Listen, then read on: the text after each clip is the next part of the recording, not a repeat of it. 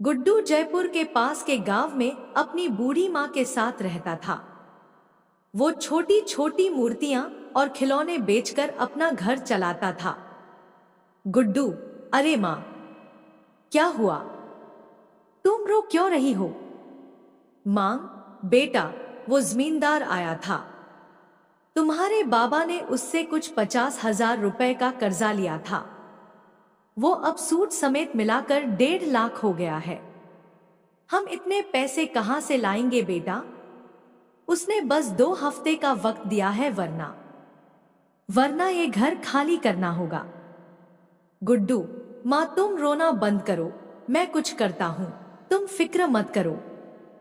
गुड्डू परेशान सा पैसे जुगाड़ करने का रास्ता सोचते हुए बाहर निकल आता है। तभी घूमते हुए उसकी नजर एक बड़े से पोस्टर पर पड़ती है। 10 दिन बाद जयपुर शहर में मूर्तियों का एक एग्जीबिशन होने वाला था। उसे एक उम्मीद की किरण नजर आई। उसने तुरंत वापस लौटकर मूर्ति बनाना शुरू किया और 9 दिन की मेहनत के बाद 10वें दिन मूर्ति लेकर एग्जीबिशन में पहुंच गया। गुड्डू, देखिए सर, ये मेरी सबसे कीमती मूर्ति है। करण शिंदे, एग्जीबिशन का होस्ट, और तुम्हें लगता है ये मूर्ति एग्जीबिशन में रखने के लायक है? गुड्डू, पर क्यों सर? क्या हुआ? कोई कमी रह गई है क्या? करण शिंदे, कमी?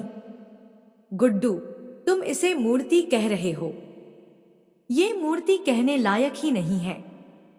मिट्टी का कबाड़ है, कबाड़। गुड्डू, सर, ऐसा मत कहिए। इस मूर्ति को बनाने के लिए मैंने बहुत मेहनत की है। करण शिंदे, इसे मेहनत नहीं कहते गुड्डू। ये मूर्ति एग्जीबिशन में तो क्या कहीं पर भी रखने के लायक नहीं है। ले जाओ इसे वापस। ये मूर्ति सिर्फ कचरे के डिब्बे में फेंकने लायक है। ले जाओ इसे यहां से। गुड्डू की आंखें भर आईं। अपनी मेहनत को इस कदर अपने सामने बिखरते देख वो बहुत दुखी हो गया। गुड्डू ने आंखों में आंसू लिए उसे देखा और अपनी मूर्ति के टुकड़ों को समेटकर वहां से निकल गया। उसके जाने के बाद करण शिंदे खुद से ही बात करने लगता है। करण शिंदे, सपने हैसियत देखकर पूरे किए जाते हैं, और तुम्हारी इतनी हैसियत नहीं कि तुम इस एग्जीबिशन में अपनी मूर्ति रखो, समझे? चाहे कितनी ही खूबसूरत मूर्ति बना लो, गरीबी तुम्हें कभी ऊंचा उठने ही नहीं देगी और मुझसे आगे तो तुम कभी नहीं निकल सकते। गुड्डू रोता हुआ बाहर चला जाता है और सोचने लगता है कि अब वो क्या करे। वो माँ से वादा करके आया था वो पूरे पैसे लेकर आएगा। अब वो माँ को क्या जवाब देगा? गुड्डू, कोई फायदा नहीं हुआ इतनी मेहनत करने का। सब बर्बाद हो गया। मेरी महीनों की मेहनत बिखर गई। वो उस टूटी हुई मूर्ति को गुस्से से वहीं पर फेंक देता है और वहां से आगे बढ़ जाता है। बस कुछ दूर जाने के बाद ही वो वापस पलट कर देखता है। उसे अपनी मूर्ति से बहुत प्यार है, जैसे उसका ही हिस्सा हो।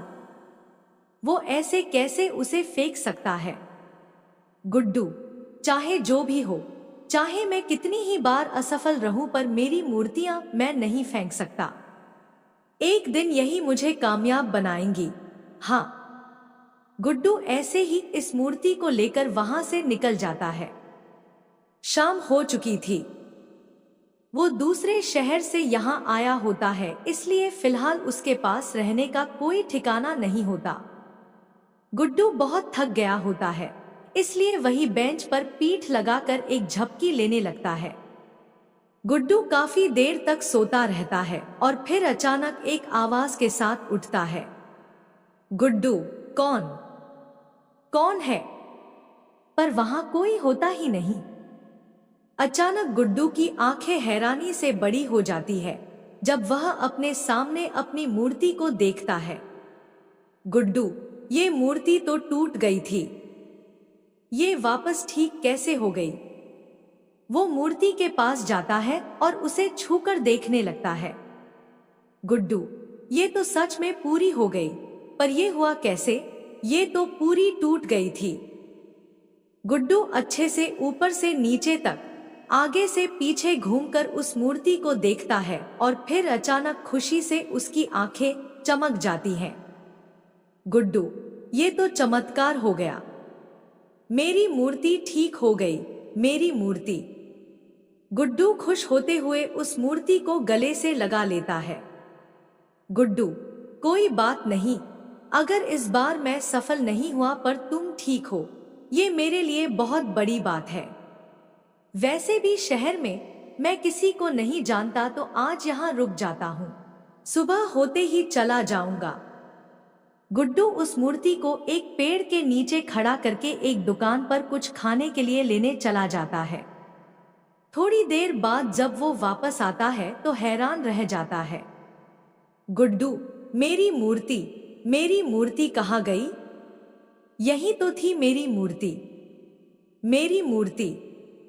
गुड्डू वहीं खाने का सामान रख आसपास मूर्ति को ढूंढने लगता है और आसपास देखते हुए उसकी नजर पार्क के गेट पर चली जाती है, जहां मूर्ति के पास एक औरत खड़ी होती है जो ध्यान से मूर्ति को देख रही होती है।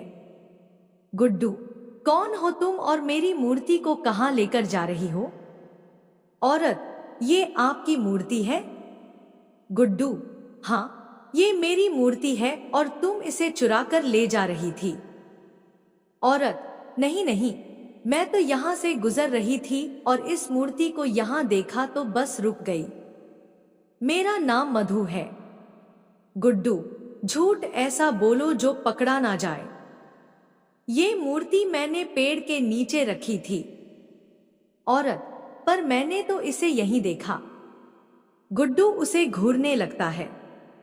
गुड्डू, भला मूर्ति खुद तो चलकर आई नहीं है, कोई इसे यहाँ लाया ही होगा ना? मधु, मुझे नहीं पता, पर आपकी ये मूर्ति बेहद खूबसूरत है। आपने खुद बनाई है? गुड्डू, हाँ, मैंने बनाई है पर कोई मतलब नहीं है। मधु, मतलब क्यों नहीं? कितनी खूबसूरत मूर्ति है ये, ऐसी और भी होंगी। आप इन्हें एग्जीबिशन में क्यों नहीं रखते? गुड्डू, कौन रखेगा मेरी मूर्ति को एग्जीबिशन में? वहां तो बड़े बड़े लोगों के राज है और मैं ठहरा छोटा सा मूर्तिकार। मधु, अरे, इसमें छोटे बड़े की बात कहां से आई? बात तो तुम्हारे जादू की है। कितनी खूबसूरत मूर्ति है। तुम बहुत हुनरमंद हो। तुम्हारे हुनर में ऐसा जादू है कि मूर्ति बिल्कुल जीवित नजर आती है। गुड्डू, हुनरमंद होने का क्या फायदा जब मैं कुछ कर ही नहीं सकता? हम गरीबों की मदद कौन करेगा? मधु, ऐसा क्यों बोल रहे हो? अगर तुम बुरा ना मानो तो मैं कल होने वाले एग्जीबिशन में तुम्हारी मूर्ति को रखवाना चाहती हूं। गुड्डू, कल वाले एग्जीबिशन में? पर कैसे? कौन है आप? मधु ने उस मूर्ति को देखा और कुछ सोचने लगी। मधु, मैं एक मूर्तिकार हूं। सिर्फ मूर्ति ही नहीं बनाती बल्कि उनकी भावनाओं को भी समझती हूं और कल ये मूर्ति एग्जीबिशन में जरूर रखी जाएगी। अगले दिन एग्जीबिशन में गुड्डू की मूर्ति भी रखवाई जाती है, पर किसी को गुड्डू का नाम नहीं पता होता, क्योंकि यह पहली बार हुआ था जब गुड्डू की कोई मूर्ति एग्जीबिशन में रखी गई है। गुड्डू खुश होकर देख रहा था। सबसे ज्यादा भीड़ उसकी मूर्ति के सामने होती है और ये सब देखकर उसे बेहद खुशी होती है। करण शिंदे ये सब देखकर उसके पास आता है। करण शिंदे, तुमसे कहा था ना तुम एग्जीबिशन में मूर्ति नहीं रख सकते, फिर किसने रखवाई ये मूर्ति? गुड्डू, आपने तो मेरी मूर्ति तोड़ ही दी थी और शायद आज मेरा यहाँ आना लिखा था। मेरी मूर्ति ठीक भी हो गई और मधु जी ने मेरी मूर्ति एग्जीबिशन में रखवा भी थी। करण शिंदे, मधु, ये कौन है? गुड्डू, एक मूर्तिकार है, यहाँ एग्जीबिशन में है वो, शायद उनकी मूर्तियां भी हैं। करण शिंदे, यहाँ मधु नाम की कोई मूर्तिकार नहीं है और ना ही उसकी कोई मूर्ति है। गुड्डू उसकी बात सुन हैरान रह जाता है। वो इधर उधर देखता है पर मधु उसे कहीं नहीं दिखती। वो सारी मूर्तियों को भी देखता है पर उसे कहीं पर भी मधु की मूर्ति नहीं मिलती। गुड्डू, ये सब क्या हो रहा है? मधु नाम की कोई इंसान नहीं। फिर वो कौन थी जो कल मुझे मिली थी, जिसने मेरी मूर्ति यहाँ प्रदर्शनी में रखवाई? गुड्डू परेशान सा यहाँ वहां देख रहा था। तभी अचानक उसकी नजर अपनी मूर्ति पर चली गई। मूर्ति का मुस्कुराता हुआ चेहरा देख गुड्डू को याद आने लगा। अचानक उसकी टूटी हुई मूर्ति का जादुई तरीके से ठीक हो जाना, फिर मधु का उससे मिलना, मूर्ति का प्रदर्शनी में आना और अब मधु का गायब हो जाना। उसे याद आता है कि मूर्ति कल अपने आप पार्क के गेट के पास पहुंच गई थी। गुड्डू सारी कड़ियां जोड़ता है और उसे एहसास होता है कि उसकी मूर्ति जादुई थी। शायद ये उसकी मेहनत और लगन का नतीजा था। गुड्डू, इसका मतलब ये सब मेरी मूर्ति ने किया है। ये तो चमत्कार है। गुड्डू खुश हो जाता है। इतने में एक आदमी उसके पास आता है। आदमी, सुनिए, मेरा नाम यश पाटिल है। मुझे आपकी मूर्ति बेहद पसंद आई है।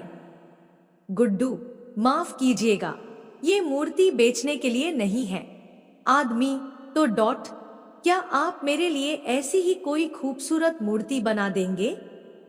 मेरी पत्नी को मूर्तियों का बहुत शौक है।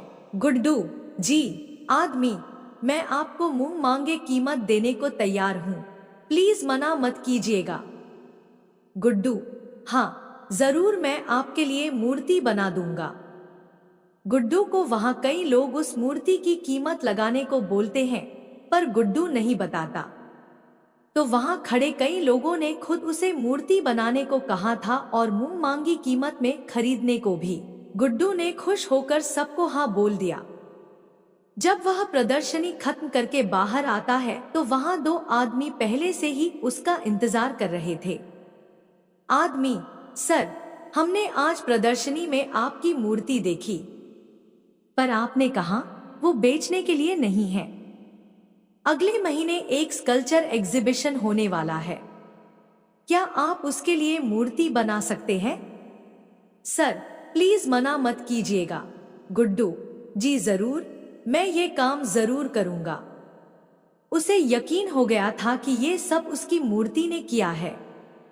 वो लोग 2 लाख रुपए एडवांस भी देते हैं, जिससे गुड्डू जमींदार के पैसे चुका देता है। गुड्डू की बनाई मूर्ति इस एग्जीबिशन में सबसे महंगी बिकी और गुड्डू जानता था इस कामयाबी में उसकी जादुई तिलस्मी मूर्ति का हाथ है, जिसकी वजह से वह इतना आगे बढ़ पाया है। उसने आज तक उस मूर्ति को कभी किसी को नहीं बेचा, चाहे किसी ने उसे करोड़ रुपए ही ऑफर क्यों ना किए हों।